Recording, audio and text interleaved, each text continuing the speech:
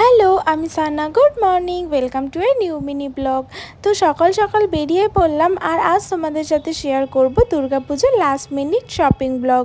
তো ফার্স্টেই চলে গেছিলাম পার্লারে, আইব্রোজ করে হেয়ার ওয়াশটা করে নিলাম। আজ ফ্যামিলির সাথে বেরোনোর আছে। তো তারপর দেখো মাকেও দেখিয়ে দিলাম, মাও কিন্তু ঘরে ফিরছে। তারপর অনন্যা সুস্মিতার সাথে দেখা হয়ে গেল। দেন মেট্রো টিকিট কেটে সোজা চলে গেছিলাম আমরা কালীঘাট, যেহেতু আমরা যাব গড়িয়াহাট।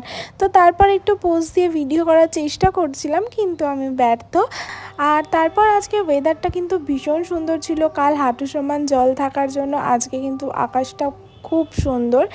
তারপর একটু পেট পুজো করে চলে গেছিলাম শাড়ি কালেকশন দেখতে, আর ওখানে ভীষণ দারুণ দারুণ কুর্তি কালেকশন আছে। আশা করি সবার গড়িয়াহাট ঘোরা হয়ে গেছে, আমি সবার লাস্ট। কিন্তু বিশ্বাস করো, বার্গেনিং স্কিল একদমই আমার জিরো, যার জন্য আমি সেইভাবে শপিংই করতে পারিনি। তো তারপর একটা রোল খেয়েছিলাম, কী যে জঘন্য কি বলবো।